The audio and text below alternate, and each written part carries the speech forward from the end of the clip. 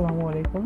আমি হাসান মাহমুদ। আজকে আমি আইসিসি আইসিটি এর একটি খুব বেসিক কিন্তু ইম্পর্টেন্ট টপিক প্রাইম নাম্বার নিয়ে আলোচনা করব। সি প্রোগ্রামিং দিয়ে কীভাবে প্রাইম নাম্বার বের করা যায় সেটা নিয়ে আলোচনা করব। প্রাইম নাম্বারটা হলো যে সংখ্যাটি যদি এক ও সেই নিজস্ব সংখ্যা ছাড়া অন্য কোনো সংখ্যা দিয়ে ভাগশেষ শূন্য পাওয়া না যায় তাহলে তবেই সেটি প্রাইম নাম্বার। যেমন দেখা যাক 5 একটি প্রাইম নাম্বার। তো এখানে 5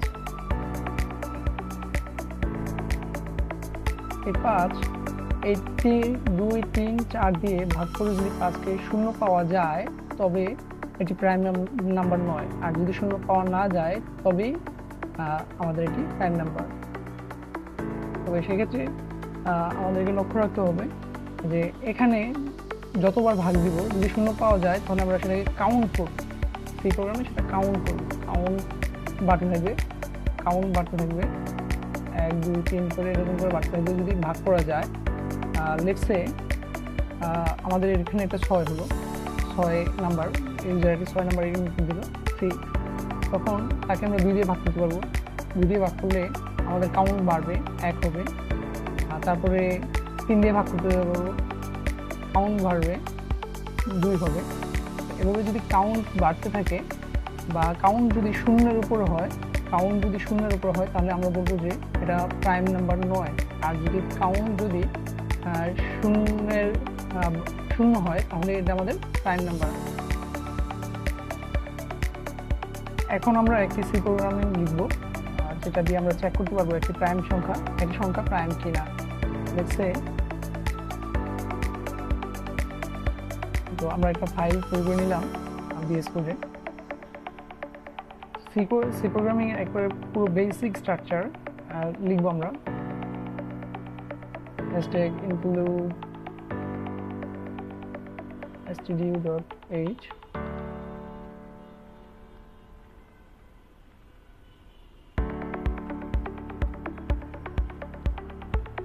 আমরা সি প্রোগ্রামিং এর একেবারে বেসিক স্ট্রাকচার তৈরি করে নিলাম। আর তোমরা এটা হয়তো আগে পড়েছো। আর এখন এখানে আমাদেরকে 3টা ভেরিয়েবল নিতে হবে। 3টা ভেরিয়েবল বলতে যে এখানে কাউন্ট গোনার জন্য একটা, আর ইউজার থেকে নাম্বার নিব, সেই নাম্বারে রাখবো একটা। আর আমাদের আইটারেশন কাউন্ট, যেহেতু আমাদের একটা ফর লুপ চালাতে হবে, সেই ফর লুপ চালানোর জন্য একটা আইটারেশন কাউন্ট আই নিতে হবে। তাহলে এখানে আমরা নিব ইন্টিজার n, যেটা আমরা নিব সেটা হলো ইউজার থেকে একটা সংখ্যা নেওয়ার জন্য, একটা সংখ্যা আইটারেশন কাউন্টের জন্য i, এবং কাউন্ট যদি ভাগ করা যায় সেটা গুণার জন্য, কতবার ভাগ করা গেছে তা গুণার জন্য। যদি কাউন্ট শূন্য হয় তাহলে সেটা আমাদের প্রাইম নাম্বার। আর শূন্যের থেকে বেশি হলে বা ভাগ করা গেলে একবারও, তাহলে সেটা আমাদের প্রাইম নাম্বার নয়। তাহলে কাউন্টের মানটা আমরা আগেই শূন্য করে রাখলাম। এখন আমাদের ইউজার থেকে একটি সংখ্যা নেওয়া পালা, printf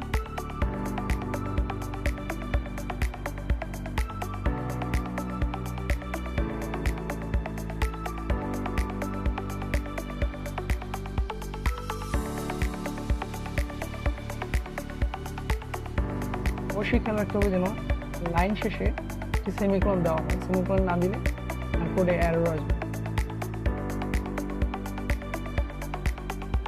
স্ক্যানএফ দিয়ে আমরা ইনপুট থেকে, ইউজার থেকে ইনপুট নিয়ে নিব, %d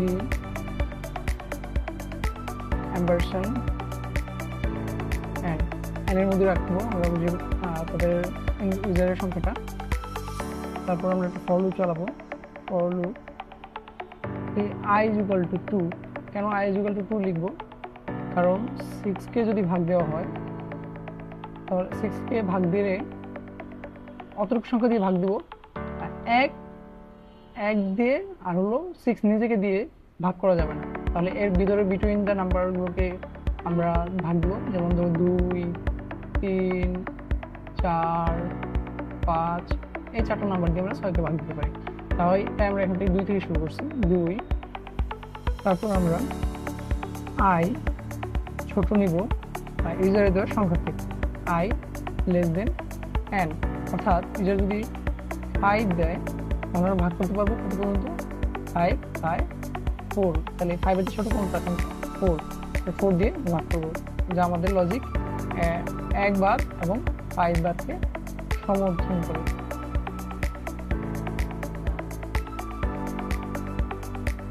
তারপর আমরা আই প্লাস প্লাস করব,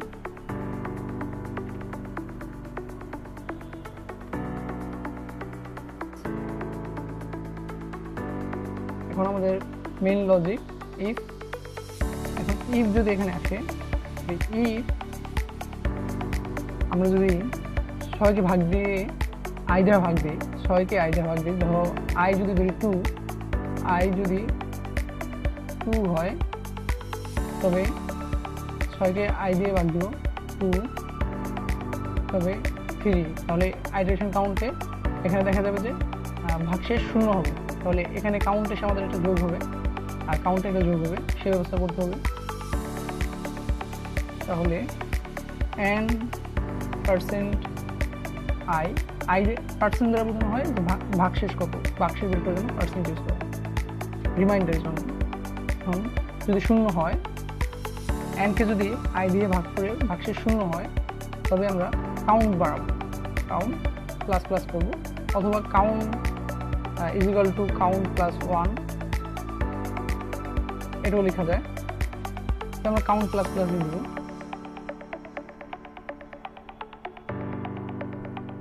যদি এটা হয় তাহলে আমাদের কাউন্ট বাড়বে, আর এখানে কিছু দরকার নেই, এলস এর দরকার নেই, এলস দিয়ে কন্টিনিউ দেওয়া যায় তবে দরকার নেই।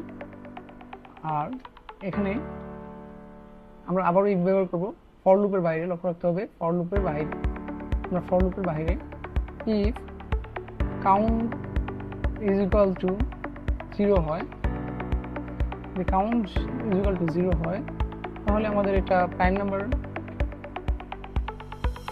প্রিন্ট করে দেব, print F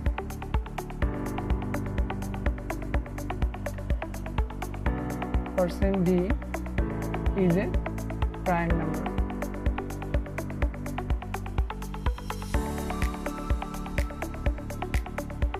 And is a prime number. যদি কাউন্ট ইজ ইকুয়াল টু 0 না হয় তাহলে যে কোনো কিছু হতে পারে, 1 2 2 3 4, তো যে কোনো কিছু হতে পারে। যদি 0 থেকে বড় হয় তাহলে আমরা 0 থেকে বড় হওয়া মানে হলো অন্তত হলো একবারও ভাগফল 0 পাওয়া গেছে, আর 0 পাওয়া গেলে তো কোনো সংখ্যাকে ভাগফল 0 পাওয়া গেলে সেটা প্রাইম নাম্বার নয়। তাহলে আমরা লিখব এলস, সরি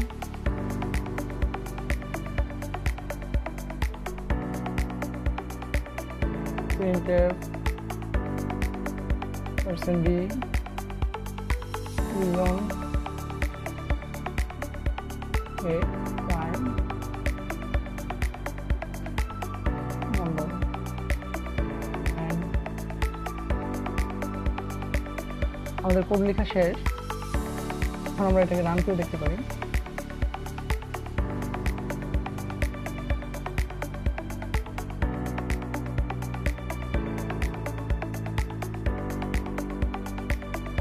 আমরা জানি যে 5 একটি প্রাইম নাম্বার, তো আমরা 5 দিয়ে দেখব।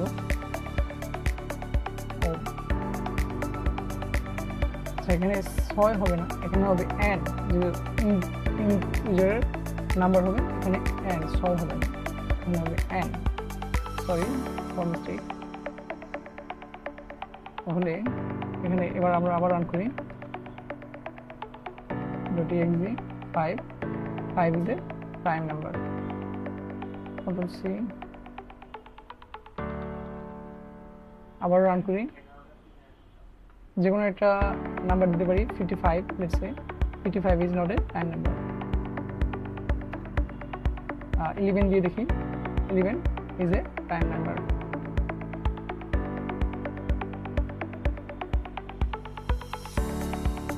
তো এই হলো আমাদের প্রোগ্রাম। ধন্যবাদ সবাইকে, আশা করি সবাই বুঝতে পেরেছেন।